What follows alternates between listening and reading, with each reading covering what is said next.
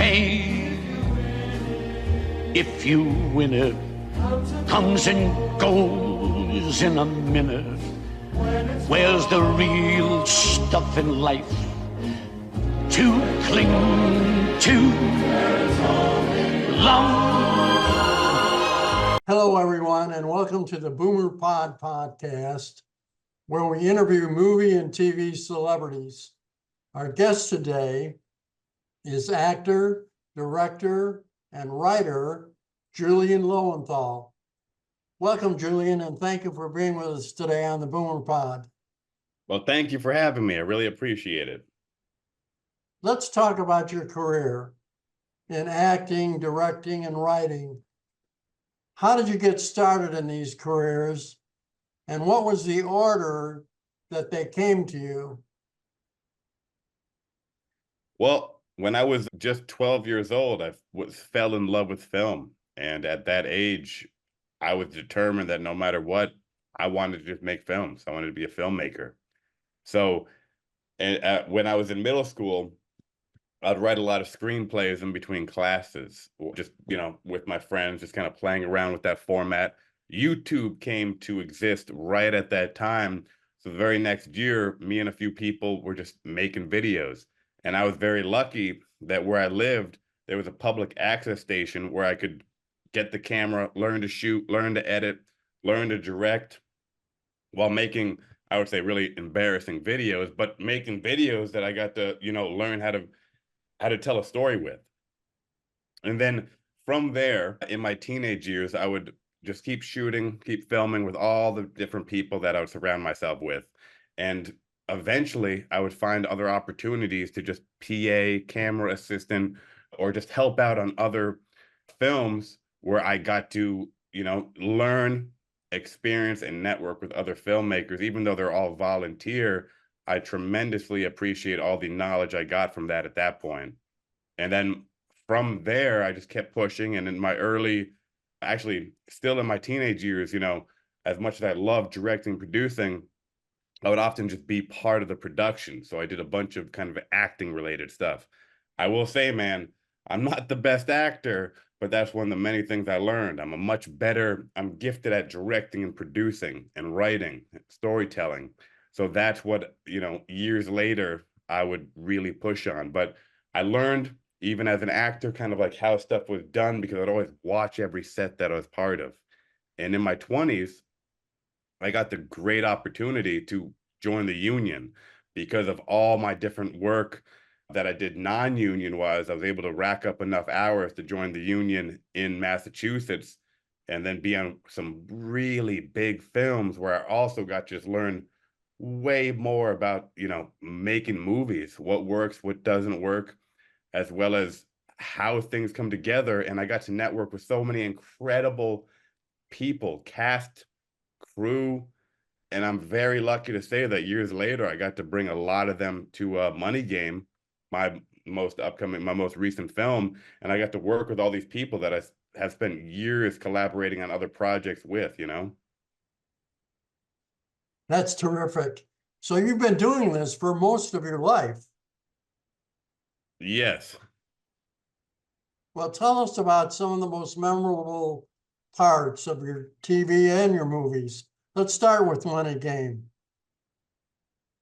Well, I would say Money Game, there's so many memorable parts, but it was a very fun process from the beginning of just getting this all together, even through the challenges of filming through COVID. We filmed during the peak of COVID we filmed it in 2022, but we had a lot of just COVID related stuff from 2021 all the way through production. And I would say there was never a dull moment, not just from navigating that, but, having people come together, have fun on this film while being safe. Now, how about being writer and director? Isn't that a challenge? Well, I mean, I think any aspect of making a movie is a challenge. I would say naturally, as a storyteller, I like directing because I find it much easier to make sure that the vision of the story really comes to life the way that me and the other people involved picture it.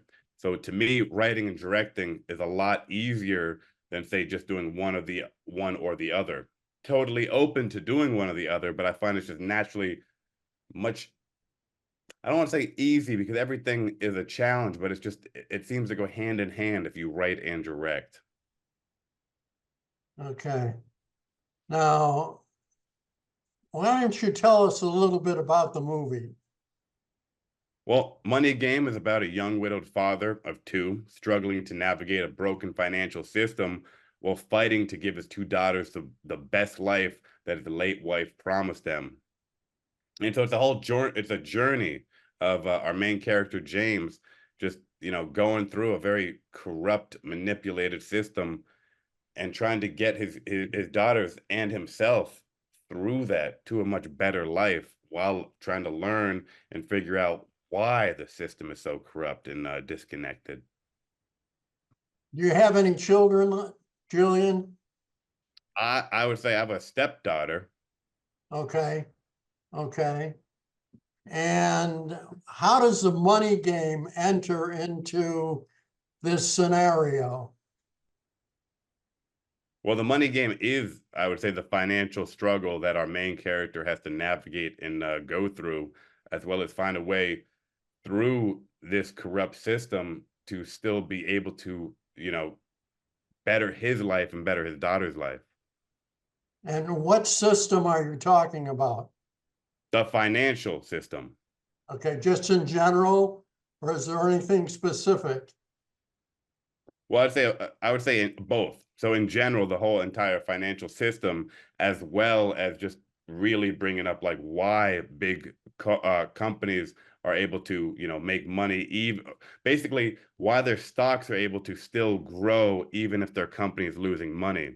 Why the mom and pop stores are just getting demolished, where big companies that just spend, that seem to come in at a loss are still making more money. And where can our viewers see this movie? Well, it's going to be exclusively playing at the Greenfield Garden Cinema in Greenfield, Massachusetts from Friday, June 14th to Thursday, June 20th. Okay, and then beyond that, what do you hope for? We would love a worldwide distribution. We'd love to get, it everywhere possible so the entire world can see the film. Are you working on that?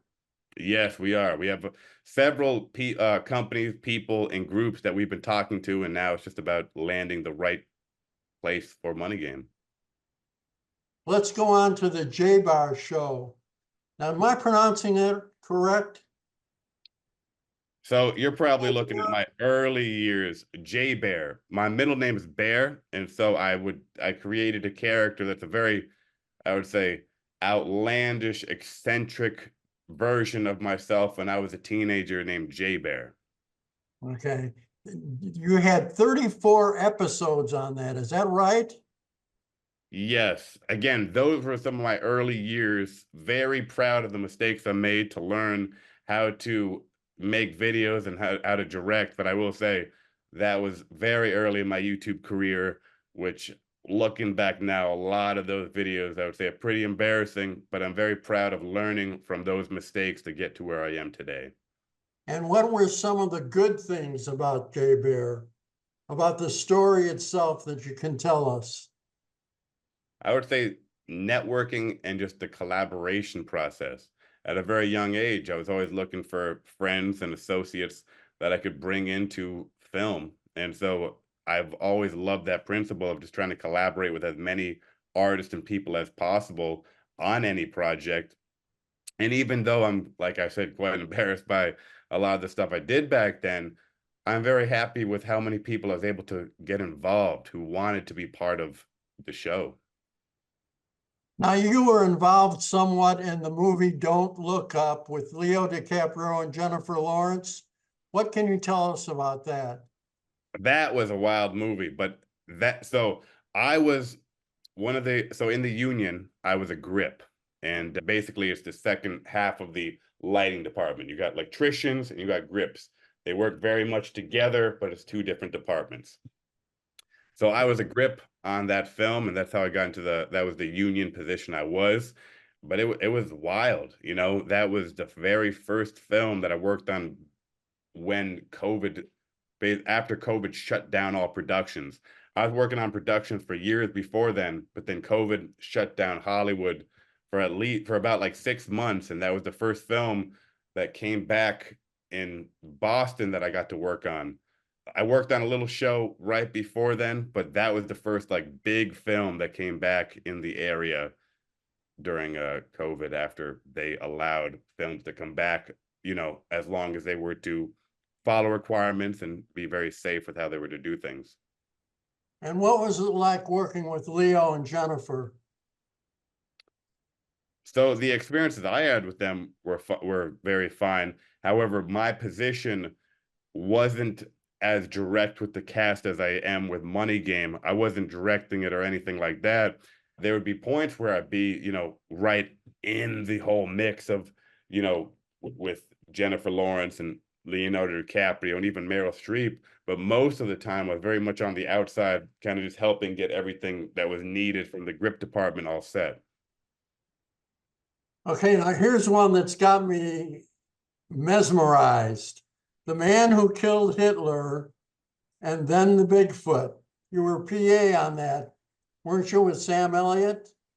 Yes, and I'm very grateful of both the director as well as that project, because that was one of the projects that led me through my work ethic to get into the film union.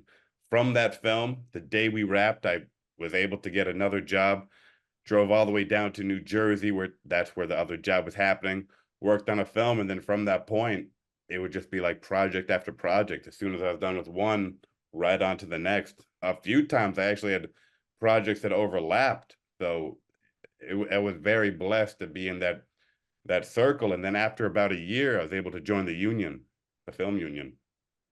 Okay, tell me what the plot was for that movie. It's got an unusual title. I will say, because that is not my film, I don't want to in any way disrespect, the director of that, who I'm friends with and really appreciate. But I will say the title, I feel like, is a big aspect of the plot of the film. Okay. Now, what do you consider your greatest accomplishments to date? Greatest. I am very proud of Money Games. I will say, in terms of like business wise, Money Game currently is my greatest film accomplishment. But I would say my greatest accomplishment in general,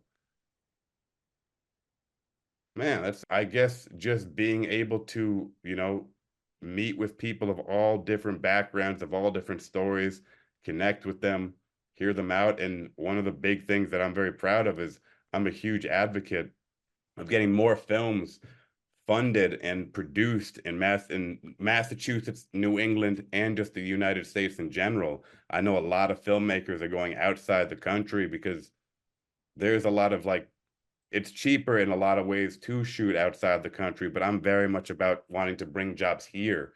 And so I really am looking to be an advocate to have more films not only produced in my home area of Massachusetts, but just in New England, just in America in general. It might be more expensive on some aspects, but I think there's a lot of great aspects that it's worth that extra expense. I love the locations, I love the people, and I just love providing, sustainable work for my fellow Americans. And what do you consider your current challenges as far as accomplishing your goals? Current challenges, one, I need to relax more. I think as an individual, I get too tense when I don't need to be, and I need to be more relaxed. And I would say, as simple as that sounds, I find just being universally relaxed, no matter what situation comes, to be challenging. And that's definitely something that I'm looking to do, regardless of like where I'm at or what's coming at me, just to be able to take stuff one moment at a time and to not get overwhelmed by anything. And where do you hope to be in the next 5 years? Alive. I hope to be alive. And I hope to continue to do what I'm doing, make more movies, as well as help other independent filmmakers make movies. I'm very big into producing other people's projects, and I want it to be easier for filmmakers to not only get their first opportunity to make a film, but to get multiple opportunities to keep making films. especially in this competitive system. And what can you tell us about your heritage and your family? It's funny, you're the second person to ask me about my heritage. I think I'm ready to tell a secret here, but I'll first say, love my family. Very appreciative of, the upbringing that I had from them. And one of the biggest things that I would say I've always kept in my heart is the fact that they've always been like, follow your dreams, go after what you love, work enough that you can keep a roof over your head, that you can provide food for yourself, but don't ever live to work. Work just to be able to survive so you can go after whatever it is that you love. And they've always been really big into that. Now, in terms of my heritage, the secret is I don't really know my full heritage. I know that I'm, part German, French, Irish, English, Scottish, but I only know the heritage of one side of my family. So that would be why it's very difficult for me to kind of follow the generations. What I do know is that my grandfather is who I got my name from. His name is Julius. And so I got to be named Julian from him. But in terms of some cool, crazy story from my lineage, the only crazy story I can tell you that I've not told anyone else is I believe I'm related to the one president of the United States who died in office after 30 days. Well, I'm embarrassed to say I actually forgot his name, but he was right before Tyler. William Harrison, I think was his name. William Henry Harrison. But Yeah. literally, the dude, I would say, is one of the best presidents because he has the least amount of he's killed the least amount of people because he died within 30 days. So it's, it's hard to really be a mass murderer if you died within 30 days of being president. Now, what does being president have to do with the mass murderer?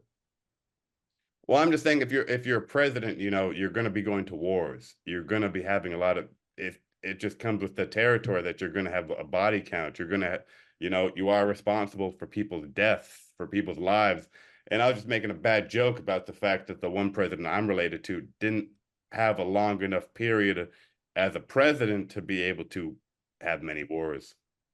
What have I missed, Julian? Anything that you'd like to mention or pitch?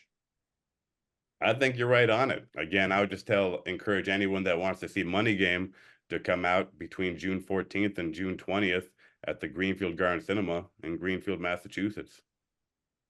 We have a red carpet event on the opening night between 6 and 7 before the 7 p.m. showing.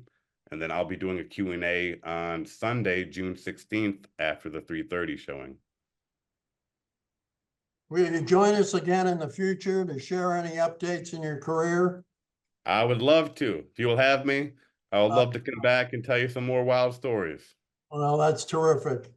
And thank you for the interesting conversation, Julian. Well, thank you for having me. Be well. You too. Bye-bye.